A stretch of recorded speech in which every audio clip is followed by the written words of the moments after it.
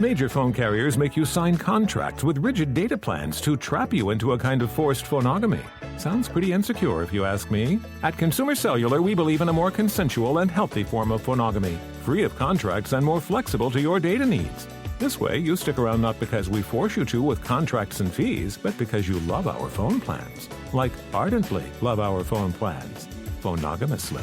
Consumer Cellular. When freedom calls, we're here to answer. Call us at 1-888-FREEDOM.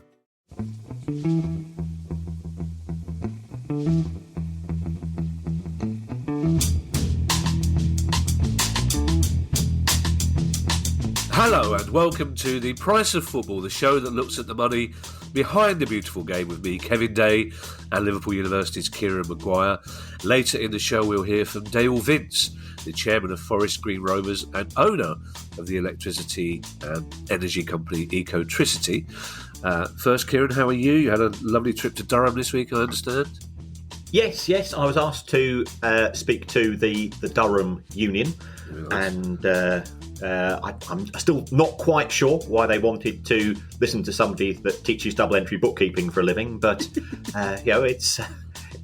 it's a gig's a gig, and really smart kids up there as well. I was very impressed. Yeah, the Durham University Union, Kieran, in case people are thinking you're some kind of coal mining union or old-fashioned 70s type union, you're going to say. Kieran, if you'll indulge me, I'd just like to share a small message with our listeners. It is about football finance, so I think it's pertinent.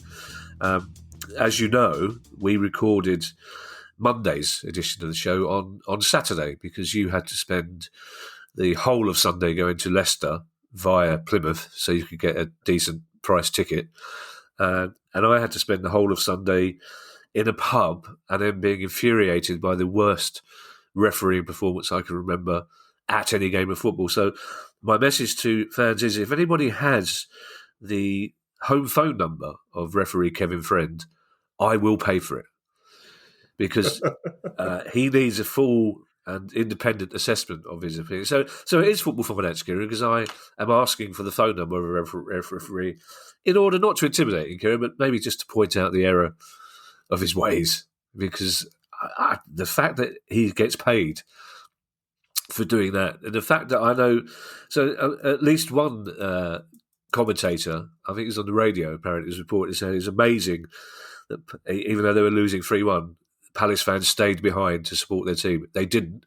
They stayed behind to shout abuse at the referee as he left the pitch. It's what they stayed behind. It was astonishing, Kieran. But having got that off my chest, and I'm only going to half promise not to mention it again in the rest of the pod or do the rest of the season. Let's go. It's Newsday, Kieran. We were hoping to have positive news for Derby fans and joyful news for Derby fans. I don't think we have either, but on the other hand, I don't think we've got more bad news either, have we? No, I don't think so. I've just been on a 2-hour live show on Radio Derby with some people from the supporters groups and so on. And they were saying that there is the possibility on Thursday of an announcement from the administrators. They are looking forward to that. This weekend, they are hosting Birmingham City. And it's going to be, I think if people have read things from the EFL, perhaps they might have read too much. There's a genuine fear that the club might not be in existence on the 1st of February. I don't think that's the case. They did sell one of their youth players, Dylan Williams, this week for around about $400,000. So that will give the administrators money to pay the next set of costs going out. The EFL don't want to close Derby down unless it's worst case scenario, and I don't think we're quite there yet. So I think this weekend's match, Birmingham are unhappy with their owners. Derby fans are unhappy with a lot of issues at present. So I think it will be a crackling atmosphere, but I think both sets of fans will be potentially singing the same songs at times. Yeah, we saw the anger of Birmingham fans at their game on Saturday when they marched around the pitch. We're recording this on Wednesday night, Kieran, quite late on because of your appearance on Radio Derby. Last night, Sky were reporting that today was what they kept calling D-Day, I don't know whether they thought they were being clever because Derby starts with a D, and so does Day, which is why D-Day was called D-Day. But a little historical nugget of information for you there. I was never more ashamed to be called Kevin than I was on Sunday afternoon, I have to say, Kieran. But why did Sky have it in their mind that it seemed to me that they were expecting some kind of doomsday D-Day announcement from the EFL today? And I hate to even ask you this question, Kieran. I genuinely hate to ask you this question because I know that there are so many Derby fans listening to us in the hope of getting some unbiased information.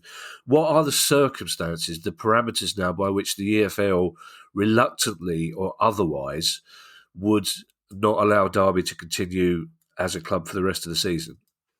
Well, if the administrators go to the EFL and say, we've done our level best, but we do not think we have sufficient money to run the club for the rest of the season, then we've got a crisis. Right. But the fact that they've sold Dylan Williams, I'm sure there will be, it's the 26th of January today. Could they sell other players before the end of the month, which could generate enough money for them to see out the season? Then we've got until May to sort things out. It's a case of doing things to buy time, and that's what you're always trying to do in administration as an insolvency practitioner. You know that the sands of time are against you, so therefore you try to sell stuff to pay the bills, and you try to cut the costs. The administrators, I think, in my opinion, and it's just an opinion, I think they could possibly have done more with regards to those. Whether that would have resulted in the club owning fewer points, I can see that is their counter argument. But I'm still quietly confident that there will be a positive resolution. The fact that we have 3 bidding groups is good. The fact that one has effectively outed themselves and said that they've made an indicative bid, 28 million, effectively sets a marker for the other 2 interested parties to know that that's now the de minimis. And therefore, if either the Appleby group or the Mike Ashley group want Derby a lot, then they're going to have to ask. Then they will have to bid more money. And many people, of course, saying, Kieran, that the next possible crisis is when the players have to be paid, which I don't slightly understand. I presume players can agree to defer their wages if necessary, but not all players surely are paid on the same day, are they? It's not like a company or the NHS where everyone's paid on the last day of the month or the first day of the month, is it? I think there is a monthly payroll run, so right. There is a big cash commitment, but that's another option for the administrators. It's to get around the table with the players and say, if you agree to a deferment of wages, you will be football creditors, so therefore you will get the money. But again, cash flow is critical, and it pushes back in terms of timing. Some of those players are not on a lot of money. The kids that have come through the academy and so on might be on not particularly lucrative contracts. Some other players could probably take a hit for 2 or 3 months, and they'd have the eternal gratitude and legend status amongst Derby fans if they took that approach, and it allowed the club to continue to trade for the remainder of the season, which again I'm quietly confident about. Good. Normally, I have to say, Derby fans who are listening to this, Kieran's instincts are usually spot on, so that is good news for you. Other news stories, Kieran, and the first one is almost beyond bizarre. FIFA President Gianni Infantino has come up with a very novel, is the only way I can describe it, reason for why there should be a World Cup every 2 years.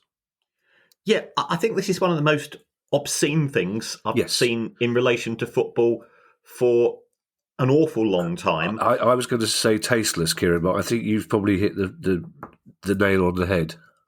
Yeah, what he's tried to do is to have some form of equivalence of the creation of a biennial World Cup, and the additional money that would generate, which FIFA could then distribute to its members. And all of FIFA's decisions are driven by money. And that, I'm not saying that's right or wrong, but let's not try to dress it up as something else.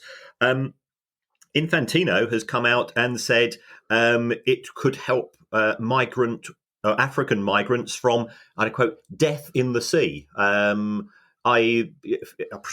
can only presume fewer people trying to cross the Med from Africa to Europe. I don't see the link myself, directly or indirectly. And if Mr. Infantino was so concerned about the livelihood of people, then I think there are certain issues in relation to the World Cup for the last two, or the event taking place later this year, and also what's happened in Russia in terms of we are aware that there have been problems in the construction of some of their stadia, and people have lost lives as a result. So he seems to want to be Mother Teresa when it suits him, and he wants to be a politician and diplomat when it suits him as well. But it's also this: if he was saying we'll have a World Cup every 2 years, and I'll tell you what we'll do, we'll have it in third world countries, because that's a way of helping those countries infrastructure-wise, economy-wise.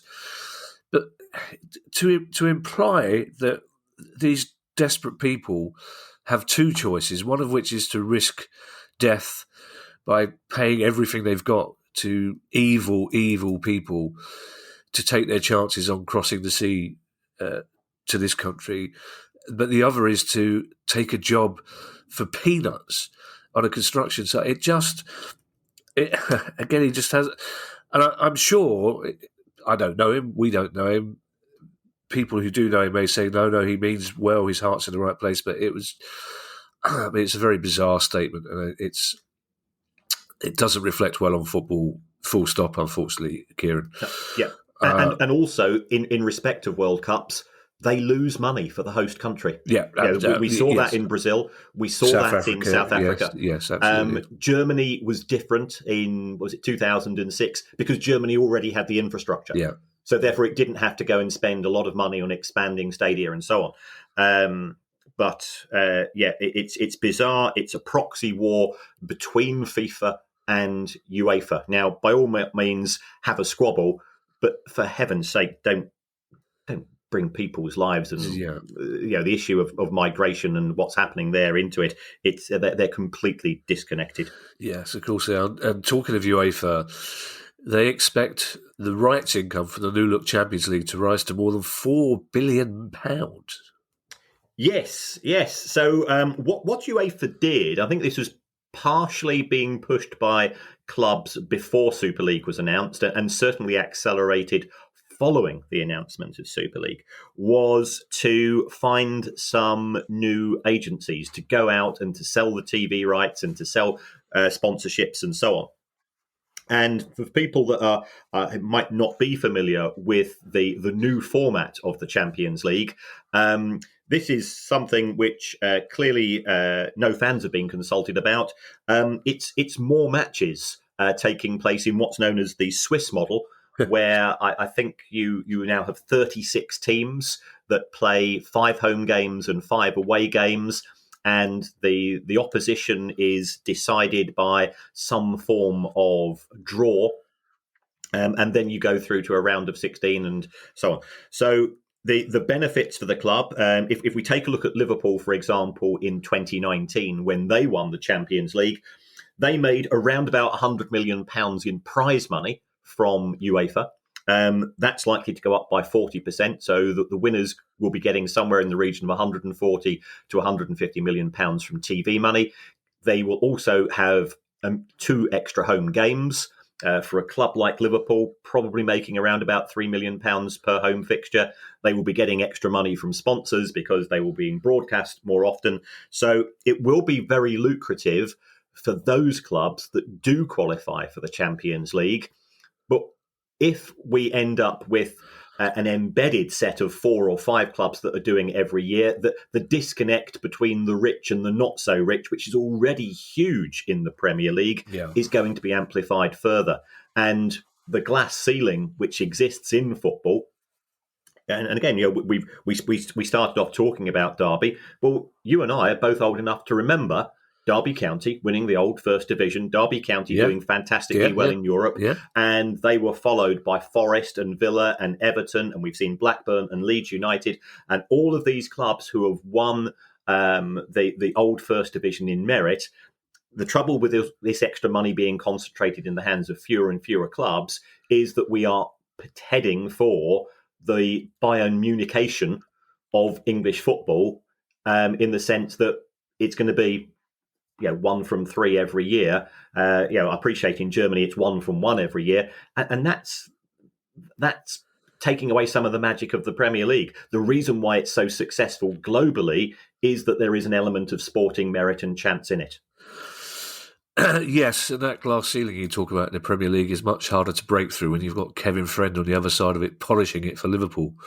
Although I have to say, Kieran, Kevin Friend might be a terrible referee. Jordan Henderson, on the other hand, very good ref. He was exceptionally good with his decision-making on Sunday and communicated it to Kevin Friend very well. Now, we've had several Manchester United fans, Kieran, suggesting to us that perhaps we could distinguish at times between Manchester United and the Glazers. Now, I understand that because many United fans are uneasy about the Glazers and what they do, but Manchester United, aka the Glazers, have just published their latest accounts. What do they tell us? Yeah, so the way that Manchester United works is, remember, the club is registered in the Cayman Islands, it is traded in New York, and it is majority owned in Florida. And I think you have to separate out Manchester United PLC. Sorry, Kieran, could you just explain that? Majority owned in Florida. That's a phrase I've not heard you use before. What does that's the Glazer family. Oh, I see. Right. Okay, I've got you. Yeah. So you have to separate that out from proper Reds. And I played for Trafford Cricket Club for 30 years, and so I shared a dressing room, and it was half red, half blue, and me. Although I imagine both sides were united in agreeing that you were a soft southerner, Kieran, I imagine. Oh, yeah, soft southern shite. That was my nickname amongst many. Nicknames are supposed to be short and snappy, Kieran. SSS, what are you doing? Carry on. And United's core fan base is absolutely fantastic, and also some of the Manchester United fanzines are written passionately, wittily, forensically, commenting upon their club, and that's how fanzines should be. And for all those Manchester United fans, I've got nothing but respect. So separate the fans from the owners.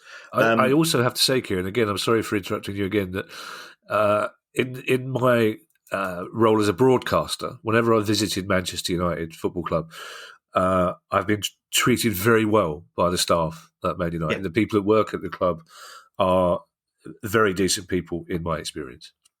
Yeah, they are, because they're local lads. Yeah, and lasses, yeah. Yeah, absolutely. And my mate Dodgy Pete Brooks, he's one of the chief stewards there, and you couldn't meet a nicer guy. And he's quite legendary. You might remember this from growing up in the 70s. And there was a picture of a Manchester United fan, I think it was at Elland Road, with a dart in his eye. Right? That's Dodgy Pete Brooks, and who I shared a dressing room. I played cricket with Pete at Trafford. Did they call him Dodgy Pete because he didn't dodge? His running, his calling of singles was quite legendary. So don't if Dodgy Pete calls you for a quick one, don't. I've often used that as a guide in life, Kieran. Anybody calling me for a quick one has quite often led me into weekends full of trouble. So Manchester United did publish their accounts in the USA about 6 months ago, or 5 or 6 months ago. And so we did pick up most of the figures, but American rules are different from UK rules. So therefore, we can go into the UK accounts and pick out a few things that they don't show in the States. And I think perhaps some of the stuff that United fans might feel slightly bridling about was Ed Woodward got a £2.9 million salary in his final year of the club. Remember the year in which he was behind Super League, not. And he's trying to distance himself from that now, but I don't think that's held.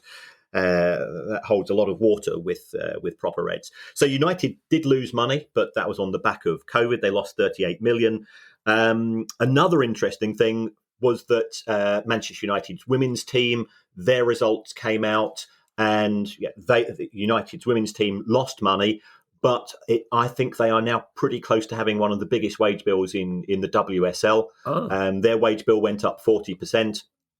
And I think United are certainly attracting players. They're competing fiercely this season for the title. So their women's team has done extremely well, considering it was only set up 3 or 4 years ago.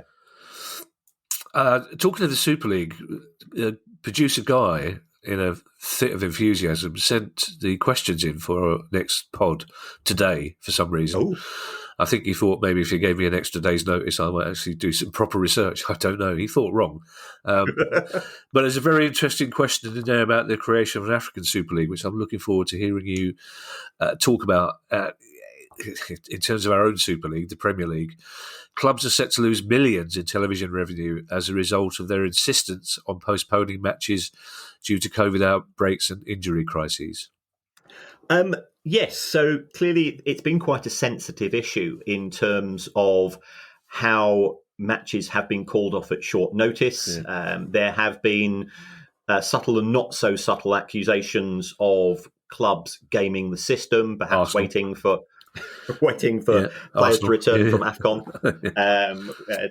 They might have some injuries, and also the inconsistency is that you've got, for example, Arsenal sent a player out on loan to Middlesbrough, and then a couple of days later, the match is called off due to not being able to raise a team. So I think there have been eyebrows raised, but this has cheesed off the broadcasters, because a lot of the matches were quite high profile, and those matches are being rescheduled. So Amazon pay their money to the Premier League because the 2 slots that they get are perfect for Amazon's ambition of getting people to sign up for Amazon Prime. Yeah. So you can effectively have a 30-day trial. The first set of fixtures takes place a couple of weeks before Christmas. Then you've got the fixtures between Christmas and New Year. They work really well for Amazon Prime because people get a bit bored. They go on it. They get seduced by the ecosystem of Amazon Prime, and it does deliver stuff very quickly, and it's a very comprehensive set of things that you can buy there, and therefore you get locked in customers. So that works really well for Amazon. If some of those matches are postponed, and therefore they get rescheduled for January, February, March, that doesn't work for Amazon. So they are not particularly happy. I think BT Sport have suffered disproportionately because they had some midweek fixtures as well, which were hit fairly hard. What can the Premier League do? It can go down a variety of routes. It can say, okay, we are unable to supply what we had committed to in terms of the contract, and we'll give you a refund, or they can try to offer additional matches later in the year. We'll have to wait to see how the broadcasters respond. I think the senior broadcasters, and in that I mean BT Sport and Sky, they were pretty sanguine when this originally happened as a result of the lockdown a couple of years ago.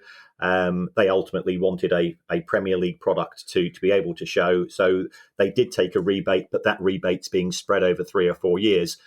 Whether the broadcasters are going to be as generous when the reasons behind some of these postponements have not really been entirely clear is yet to be determined.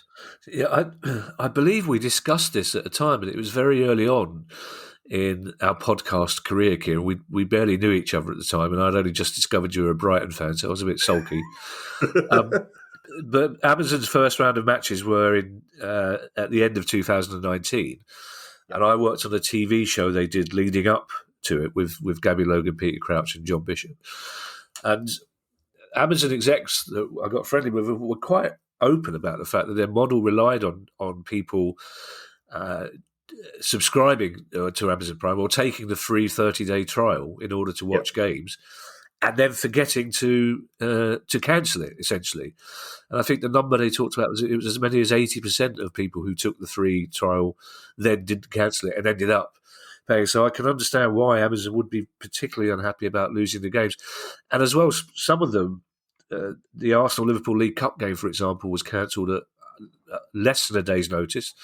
And Sky were visibly unhappy when they were announcing that game wasn't going on. But you could also argue that part of the problem, Kieran, over the winter holidays, the Christmas holidays, is that partly due to broadcasting, clubs are forced to play so many matches that it's not surprising their players are struggling. Yes. We have come from a short summer break. Matches are being concentrated into a shorter period of time. We've got next season. I think next season starts on the 31st of July because of the World Cup. Yep. So there's no sympathy, I think, from fans in terms of players earn a lot of money, therefore they should be able to play. But if the players if players end up with soft muscle injuries, you can't play. You can't play with a knackered hamstring, regardless of how much you're paid. So I mean, I love football. I become footballed out at times, and when it's people like us who are pretty hardcore, thinking I just really can't be that arsed anymore. You've got to wonder whether we've got the balance quite right. Yeah, I imagine when you were in those Manchester dressing rooms, they thought all your muscles were soft. I imagine, Kieran.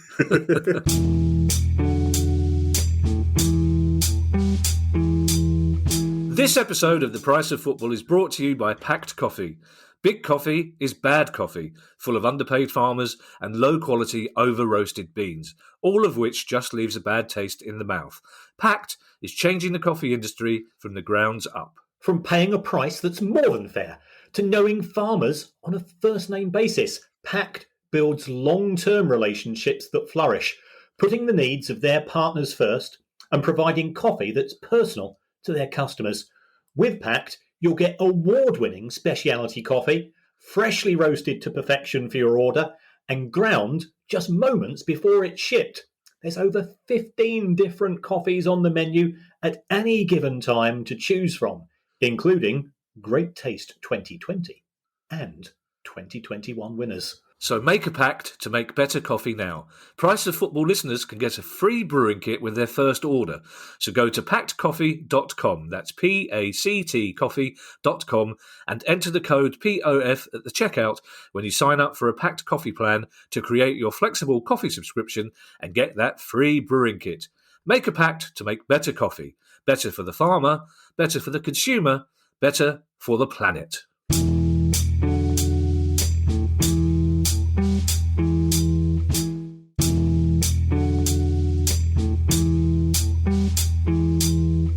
Now, we've talked quite a lot about cryptocurrency, Kieran, recently on your pod, and I have to admit I still don't fully understand the concept. So last week we spoke to Peter McCormack, who's a Bitcoin disciple and the new owner of Bedford FC, and did, in fact, because you suggested he might like to enjoy a proper working-class football experience along with his American cameraman, did turn up in the Parsons Arms before the Liverpool game on Sunday, I beg your pardon, with his American cameraman, which caused some consternation because there are people in that pub who don't like to be filmed under most circumstances, especially when they're sitting in the back of the Parsons Arms. But it was very interesting though, because a lot of, as you know, you've met. There are about 30 people. I know everybody in that pub, Yeah. by name or recognition, but there's about 30 of them who have been friends for a long, long time. And 6 or 7 of them were very aware of Peter and were very interested in Bitcoin, and he went some way to explain it. And what he was passionate about in particular was that Bitcoin is the only cryptocurrency that has value or merit. And that's illustrated. This is a very long-winded way of saying that one of sport's biggest cryptocurrency-based platforms has gone into liquidation this week. Yes, this is a company called Iquonics. So they always have these strange names, IQONIQ, and it had deals with some big players in football. So it had a deal with La Liga, with McLaren Formula One. It was also it's supposed to be Palace's sleeve sponsor. It was, and Palace have now taken out legal action against Iquonics because they didn't pay on the due dates. Yeah. So I think it is showing the perils in relation to some of these currencies. And I was looking at an article which said 1,000 cryptocurrencies have come and gone. Mm. So Bitcoin is by far the highest profile one. Peter McCormack himself said it's the only one that he deals with, and he views it as an alternative payment platform. And I've said all along, I send money across to my mum because my mum lives in a little village in Ireland. Yeah. And it costs me, I think it costs me 30 quid every time. Yeah. And I'm going, well, I'd rather that 30 quid goes to my mum. But why am I having to pay a bank? Because how much effort does the bank put into doing this? Yeah. And it's all automated. And yet the banks do make an awful lot of money from payment platforms themselves, which has created unhappiness and has been a contributory factor to cryptocurrency as an alternative. It's a lot cheaper way of transferring some form of payment to somebody else. And as that, I think it's great. I think it's fine, provided you've got some form of security and some form of faith in the system. All of these other, all of these sort of new kids on the block, they seem to have just been set up as a vehicle to make a quick buck, and there is a danger of them going out of business. We've also seen in relation to cryptocurrency and the NFTs, these sort of digital pictures which you pay money for. Yeah. John Terry and Ashley Cole look like they're going to be up on some form of wrap because they've been promoting these products which have likenesses to the Premier League trophy. Now, we've spoken on many occasions about intellectual property. Well, you can't use, or you can't pretend to use the Premier League trophy as a vehicle to sell your own products. Yeah. So it's messy, and my reservations, which are always the same three, it's unregulated, it's volatile, and it's open to manipulation. They stand, and unfortunately, the people that have used Iquonics, who have perhaps bought NFTs, are now finding out that they are completely worthless, and it needs some organisation to step in to give some sort of kite mark. But given the somewhat rebellious nature of the cryptocurrency market, of course, they don't want regulation, because that would be handing across power to some form of an establishment. 2 questions, Kieran. I hesitate to say this because Kevin Friend was the worst thing that happened to Palace this weekend, but this is an embarrassing story for my club because there was a big fanfare when Palace announced their relationship, their partnership with Iquonics. First of all, why has it gone into liquidation? And secondly, why does it appear that Bitcoin is the safest and most credible of the cryptocurrencies? Well, in terms of Iquonics, companies go into liquidation because they spend more money than they generate. That's as simple as that. So what you've got to ask yourself is, well, what's the money being spent on?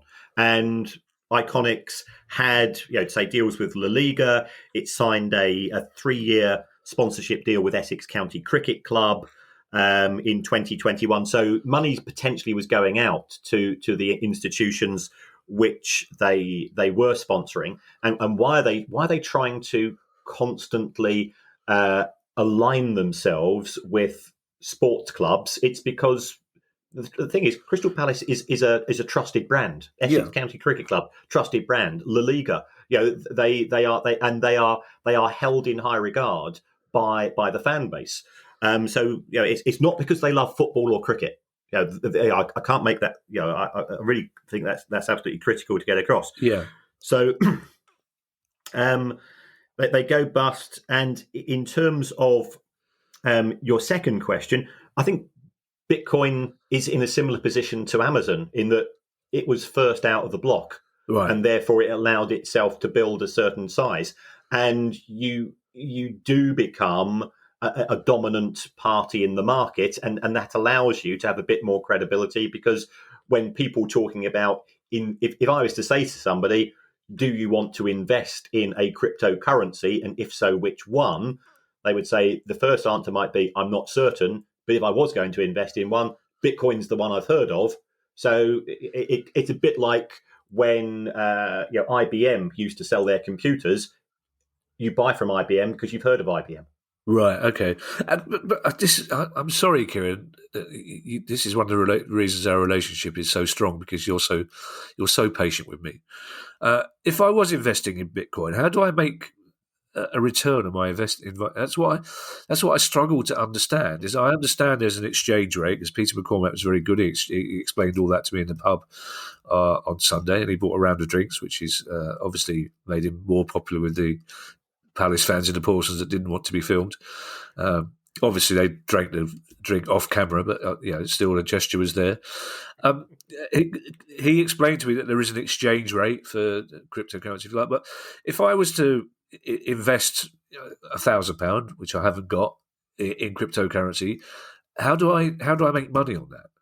Right. Well, what would happen is, say for your £1,000, you will end up with 0.1 Bitcoin. Right. And that gets validated via this thing called blockchain, and you would have a wallet. And it's a digital wallet, and provided you know where it is on your computer, that 0.1 Bitcoin is yours forever. Now, if the price of Bitcoin goes up, your 0.1 Bitcoin, let's say the price of Bitcoin goes up from 10,000 to 15,000, your 0.1 Bitcoin goes up from £1,000 to £1,500. So that's how you make money. But what goes up can come down. And we've seen in recent days, where everybody's now a bit twitchy as to what's going to be happening in Ukraine. A lot of the markets have been hit, and also the cryptocurrencies have been hit, because what investors tend to do is that they tend to go for core things, fundamental things at a time of potential crisis. Yeah, it's probably best for me not to get involved, working on the basis that I had my digital season ticket in some kind of wallet on my phone, and I managed to lose that. I don't know how, but the club have had to send me 8 paper tickets for the last games of the season. I blamed Ali. She was. I thought you blamed Kevin Friend, to be fair. Kevin Friend tampered with my phone. Well, one more news story, Kieran, before we go to our interview. And it's an interesting one. And I was slightly surprised to read this, but I trust producer Guy implicitly, so much so, as you know, that I don't check anything he sends me. But Tottenham have had more empty seats than any other club in the Premier League this season. Is that just a corollary of the fact that they've now got many more seats to fill? I think that is a contributory factor. This is a study by a gambling website, so it's a glorified press release, right? But according to this report, Spurs had an average of 8,000 empty seats per game. Now, when football clubs announce attendances, they actually announce pretendences, because they announce the number of seats sold rather than the physical number of people attending. it says here that Spurs haven't had a crowd of more than 45,000 since December the 5th, which strikes me as Really? I find that a bit difficult to believe Well, personally. an actual crowd they're talking about. Yeah, that appears to be the case. Oh, Yes. well, that's okay. And I know, I'll be honest, and by all means have a pop at us.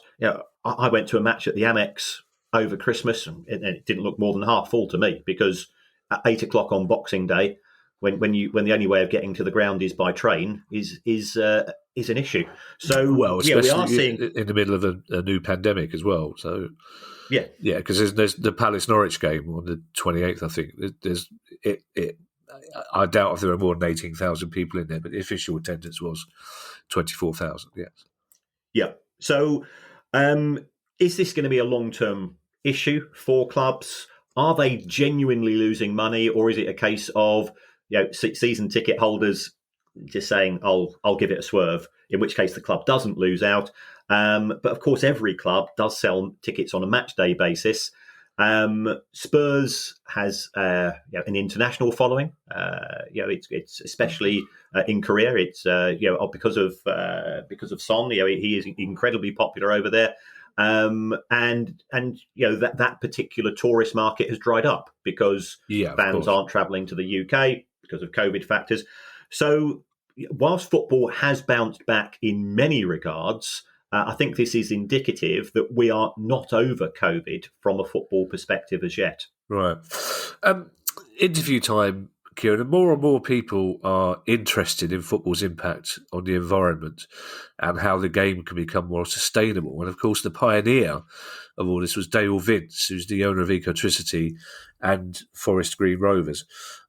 It's a story I'm particularly interested in because I reckon I'm probably currently contributing about £2,000 a year to the cause of sustainability at Forest Green Rovers through the fact that I get my power through Ecotricity, which I didn't know about until Ali told me when I said we were interviewing Dale Vince. That's how little I'm allowed to contribute to the household running. But we spoke to Dale Vince about sustainability and about Dale Vince and about Forest Green.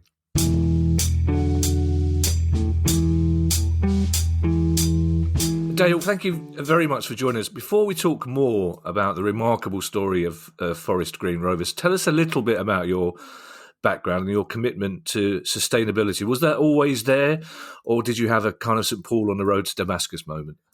Yeah, I guess I've been concerned about sustainability since I was a kid. When I left school, I kind of wandered around looking for kind of how it was that I wanted to live, realized I didn't want to live in towns in a conventional way. So I dropped out and I spent 10 years living on the road in a variety of different vehicles, living off grid, mostly in Britain, but abroad as well for a year or so. And I learned a lot of life skills along the way. I dropped back in the early 90s when I was parked on a hill just outside Stroud and had the idea to build a big windmill. I was using a little windmill to power my trailer, so I had a familiarity with it. And I could see that it was just becoming possible. So my journey in business began then, about 1991. Yeah, I guess when you say you learned life skills, I think they're probably very different to the few life skills I have, Dale, at the time. So you find yourself in 2010, Forest Green, essentially a village team, are in the conference but going bust. Did you buy them as an act of local generosity, or was the plan always to buy any club and make that the greenest in the world? I never had a plan to buy a club or run a club or even be a part of a club. I didn't buy Forest Green. I just took responsibility, which meant taking all of the debts and all of the problems, but I didn't buy them. And it was really because Forest Green was a big part of the local community. I could see that. I went and met the guys and watched the game. I thought they were lovely people. It was a lovely club and been going since 1889. It was 120 years at the time. And I thought, look, I could do this. It's in my backyard. So why not just do it? Yeah, I believe from the research I did for mine, I believe they were started by Reverend Peach, which I think in the circumstances is probably a brilliant bit of nominative determinism. So when did the idea then, was it right from the start of you taking over the club that you thought we have to make this a sustainable project, or was this something that came to you when you started to get the club back on its feet? It was something I bumped into straight away. So the whole thing was just a rescue mission. And I didn't give it a lot of thought in terms of, where it might go, what it might involve or anything like that. And on day one, I bumped into the fact that we were serving red meat to the players in the way of beef lasagna. And I was horrified because that made me part of the meat trade and I couldn't have that. And that was just the first thing I bumped into. I think within a matter of days, couple of weeks, I realized that I would have to change just about everything about the club. And that actually there was a great opportunity to align it with the principles of my day job, which is at Ecotricity, where we focus on the three big issues of energy, transport, and food, because 80% of everybody's personal carbon footprint is wrapped up in those three things. And so we set about transforming the club into a modern, sustainable football club. And were your own fans resistant at first? Because you're still, after all, based in a very rural community. And I'm sure some of those notions, your notions about meat, for example, weren't shared by quite a few of the people in the area. Yeah, and we're going back 10 years, of course. Veganism and plant-based living is kind of more common, more acceptable, less exceptional today than it was back then. Back then, it was a little bit radical for sure. And yeah, there was some resistance, but I'm a fan of Star Trek, and my favorite Star Trek villains are the Borg. And you know what they say about resistance, don't you? I'm going to get on to the way you deal with some away fans' resistance later on using humour, which always makes me laugh. But let me mention a few specific things that are happening inside the New Lawn Stadium. It's powered by 100% green energy, solar-powered lawnmower. You use rainwater to irrigate the pitch. You provide electric car charge points. These are all fairly simple things to do, yet many other clubs still seem to think they're too radical and too expensive. Yeah, I mean, I think you've hit the nail on the head there. They are really simple things to do, all of them, actually, and they're not expensive, and a lot of them save you money anyway. It's much easier than most people think it is. And Kieran, presumably in terms of football finances, in the long run, it does become less and less expensive as the stadium gets more and more sustainable. Yes, because it's an investment. And the great thing about taking a sustainable perspective is that the return on the investment goes on forever. Once you've made that initial commitment, you set up an irrigation area, then as long as we've still got rain coming down, and let's face it, with global warming, that's not guaranteed. But when that day arises, football probably isn't our first priority. Then you've got something which is going to last forever. And you plan to go even further because your ambition is to build the greenest football stadium in the world. Is that still happening, or has COVID finances delayed it? Yeah, both of those are true. It's been delayed, not particularly by COVID finances, but the whole pandemic just slowed everything down. And yeah, we're still going ahead. We started work this week actually on an archaeological dig on site because the southern end of the site has got a Roman villa underground, and before we're about to build some training pitches, hopefully. Before we do that, we've got to have a comprehensive dig of the site to see what's there, really. Oh, well, you've really piqued my interest now because I studied archaeology at university for the 6 weeks I was there before I was thrown out. But it's one of my passions, so I'd love to know how that goes. We'll talk more about the sustainability in detail in a little moment. But the big problem, of course, now is that fans still have to travel from all over England to play at your ground. How can we reduce that impact? Would you be in favour of regionalising Leagues 1 and 2 to reduce the amount that people travel to games? No, I wouldn't. I think that'd be a mistake. I think it'd be bad for football and bad for clubs. And I think that much is made of this issue of fan travel. And I think it's unwarranted, actually. Okay. We go to an away game once every fortnight on average, don't we? Yeah. We go to work every day. 10 days a fortnight, I think the amount of fan travel involved in football is actually really small in the scheme of things. But football is often kind of held up by this, held to account for this. People say, but that's the big problem, that's the thing you can't solve, et cetera, et cetera. I don't think it's a big deal, but also at the same time, it's worth bearing in mind that the background is changing. Electric cars are taking over the roads now. Electric buses are just starting to hit the roads. In 10 years' time, there'll be electric planes. And so the mode of travel that we're taking at the moment is greening it up in the background. Yeah. We know from social media and hilarious podcasts, of which there are many, that some of the away fans who go to your ground are a bit dubious about what's happening there, shall we say. But I like the fact, as we said before, that you acknowledge that through humour. I loved your April Fool's Day announcement that you were installing a meat scanner at the turnstiles. Is that a deliberate policy of humour, or have you just got some funny buggers working for you at the club? Well, it's my preferred way of dealing with adversity, probably. And, just to stay humorous, not everybody is going to agree with everything that you want to do or everything that you say. I mean, that's life. So I'm pretty relaxed about that, And I love some of the chants we hear from away fans that, they make me laugh. And I just appreciate the banter of it. And I'm just unbothered by it. So, yeah, we have a laugh along the way. Can you give us an example of some of those chants from the away fans?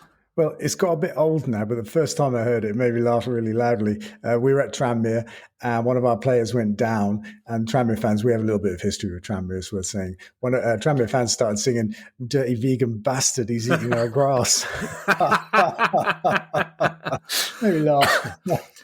That's very funny. Why have you got issues with Tranmere? Not issues, just a bit of history. We beat them at Wembley in a playoff final from the National League a few years ago. And then I think it was in the relegation year, probably, that it came to a bit of a head again. They proposed this complicated formulae for calculating a points per game average based on the last 3 years' average or something, which would have saved them from relegation from League One to League Two. And we were just outspoken in saying we thought it was rubbish, and they didn't appreciate that. And yet here you are, you find yourself, you're first in the table and they're second. And this is a season to dream of, isn't it, at the moment? Yeah, and we play them next Saturday as well. So it's going to be fun. Well, you've already alluded to the fact, Dale, that attitudes to plant-based eating, veganism, has changed a lot in the past decade. And we've talked a lot about fans, but what about players? I mean, there are increasingly more elite athletes like Lewis Hamilton who have adopted a vegan diet. But do you ever have to convince transfer targets that you won't be forcing lifestyle changes on them? No, I think the players understand it. The players are pretty open to this kind of thing as well. I mean, they're looking for any enhancements they can get from the world of sports science, and nutrition is a big part of that. We never find any issues with our players. In fact, the opposite. Every season, a handful of our players will embrace the diet themselves and take it home with them. So, I mean, the way it works is they're only vegan when we feed them, in effect. It just means that we only provide vegan food. What they do in their own time is up to them. They know that. But a bunch of our players every year feel the benefits of that food because we feed them like 6 times a week or something. And they take it into their lives proper. Same as our fans have, they've come to the ground, tried the food, and loads of them have gone veggie and vegan. I mean, I'm being told by fans all of the time. It just never stops. Well, that must be very heartening for you. It's clear, Dale, that despite the shameful efforts of some more reactionary elements of the media to denigrate the likes of Greta Thunberg, this message is getting through across the world, and to young people in particular. And in football now, we've got certain groups like Football for the Future. We've got UEFA's Cleaner Air, Better Game initiative. We have Brentford not replacing their kit next year for sustainability reasons. Is the message finally getting through to football, do you think?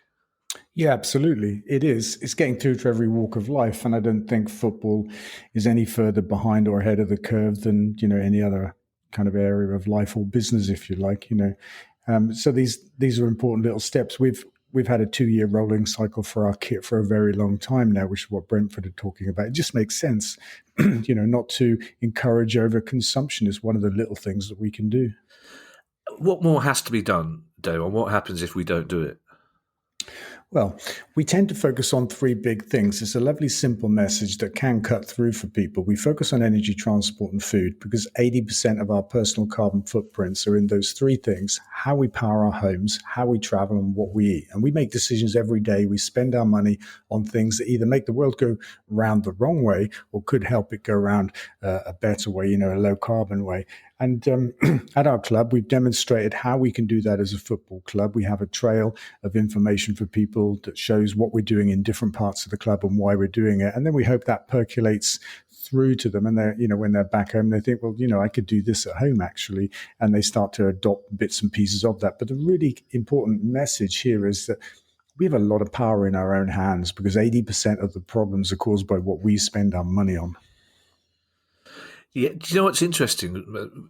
My wife, Kieran will understand why, but my wife runs the household because I'm an idiot, essentially. But she was a very, very early adopter of Ecotricity. You supply all our power needs. But I found myself in the first year thinking, well, I'm probably doing enough now. I've got sustainable energy. And it was only after talking to my wife that I realised how much more I could do, but there isn't that. I mean, I'm an intelligent middle-class person, and there are times when I have to be reminded that there are simple things I can do. It's like just, for some reason it becomes too much of a pain to put something in the right bin, especially late at night. But so there are so much more small individual things that we can do, that even though we don't see the effect, it's still very important that we do them, isn't it? That's right, and it all makes a difference. And when millions of us do these little things, then it makes a bigger difference. I mean, that's a fact. So here you are, Dale. Final question, because I know we have time issues. Is this the one I've never heard before? Hopefully, I should be very disappointed if you have heard it. So will I now. You're 7 points clear, I believe, at the top of League Two. With a game in hand. With a game in hand. Goal difference to die for. Sorry about that. Well, do you know what? That's one thing Palace have got this season, the goal. It does give you a little bit of breathing space, that 1 point extra for goal difference. Every goal that Newcastle scores is a dagger to my heart. You're top of League Two. If, in true Dr. Faustus style, Lucifer was to pop up and say, Dale, just put a bit of meat back in the burger and I'll get you in the Premier League in 5 years. Is there anything that would tempt you? Is there any way that somebody came in to offer you money to invest in the club and they just said, we just want you to rein a little bit back on the green ideas, and if so, we can get you into the Championship, the Premier League? No, not at all. And in fact, since the beginning of this journey, I was told that what we were doing would harm the club financially, we'd lose sponsors, people wouldn't come to games, all that kind of stuff. And my answer at the time was, look, I didn't care. I wasn't going to do something that I didn't believe in purely for the sake of money. And that's our stance. We won't take sponsors from the gambling industry, for example, obviously the meat industry. And, we're the same at Ecotricity. We've got very clear ethical lines. We won't cross them for money. Absolutely not. Which in a way means that you're successful already, doesn't it? That's right, because we measure success differently. Yeah, that's a brilliant way to end the interview on. Dale, thank you so much for your time. We know how difficult it was for you to fit us in. We really appreciate that. It's very kind of you. No, my pleasure. Thank you.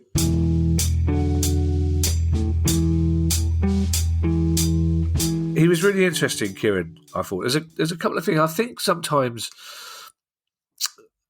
what Dale Vince has done with sustainability overshadows the actual achievements of the football club, because it's based in a village called Nailsworth. It's possibly the smallest club or the club in the smallest village in the country. So it's remarkable that they're doing so well. But I was particularly interested in two things. Well, one, I was scared of when he said that as a young man, when he went off-grid, he learnt some life skills that have held him well, which I don't think he meant just skinning rabbits. I was quite intimidated by that. Well, especially if he's a vegan. Well, absolutely, yeah. Well, maybe that's why he's a vegan. I skinned a rabbit. Well, I was made to skin a rabbit at school. Long story, but I once shot a rabbit. Oh, Kieran! I know. Why? Yeah, and well, it was sort of a bit of rites of passage. We've got a farm in Tipperary, so I was marched out at the age of 9 with my old man with a rifle. Or with a shotgun, and he says, "You got to learn how to shoot." And I'm going, "I'm a lover, not a fighter."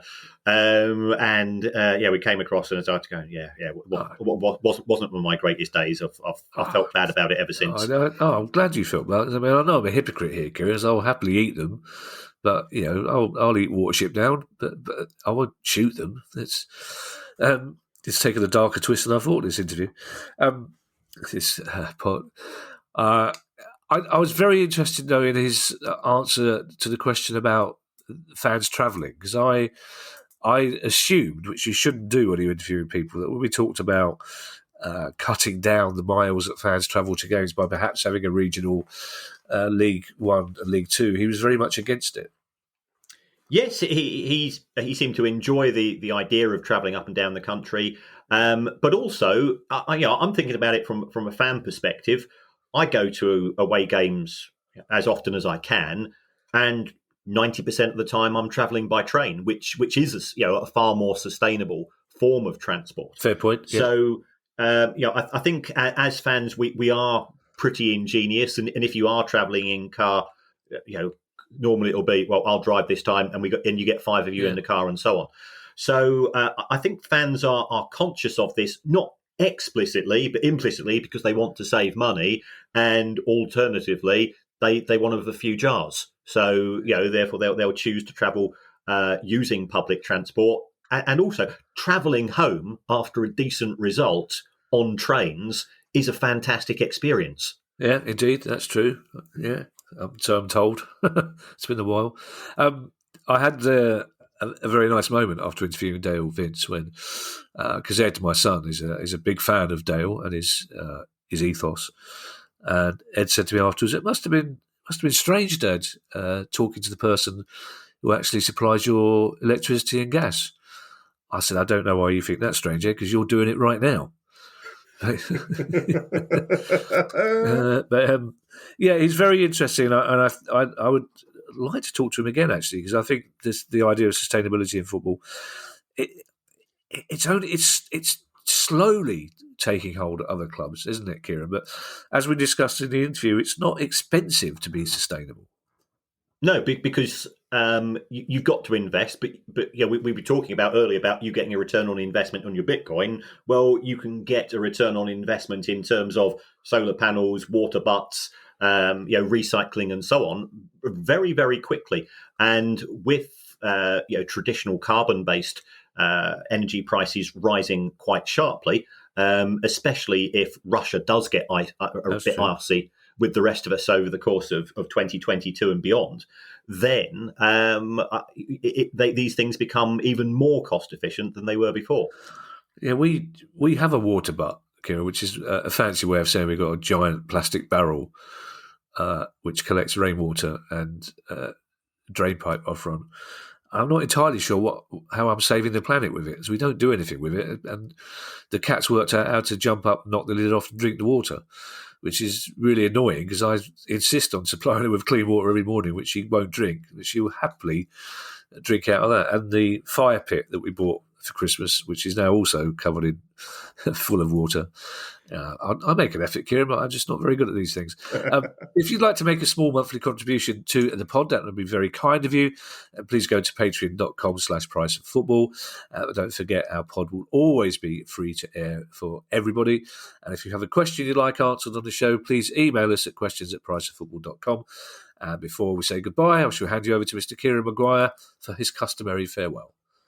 Well, thank you again, everybody, for the feedback, for the messages and so on. We genuinely appreciate that you take the time to engage with us. If you want to use Patreon as a method of showing a bit of thanks, for as little as £1 a month, that can be done, and thank you very much for that. But if you just want to give us some positive vibes, if you just want to make us feel slightly more groovy in the charts when it comes to Apple and so on, and somehow we actually we managed to reach number 9 in the Apple Sports charts earlier this week. We've got no idea how, but it's partly due to your reviews. When you go on to Apple or Spotify, whatever it's going to be, if you can give us a review, if you'd like to give us 5 stars, we'd be very grateful. And it doesn't matter what you say, by all accounts. You could say you would rather the show was hosted by Alan Brazil and Andrew Ridgeley. And the reason why I mentioned those two is that my book is somewhere in the Amazon sports charts, and I am behind Andrew Ridgeley and Alan Brazil, immediately above me. So I thought actually those would be pretty fantastic. Yeah, I've got some Alan Brazil stories that we can't talk about on air, I have to say. And yes, Keir, we desperately need your good karma, but I suspect we're going to have less of it this week after you admitted to shooting Bugs Bunny in the face. Bye, everybody. Bye. The price of football.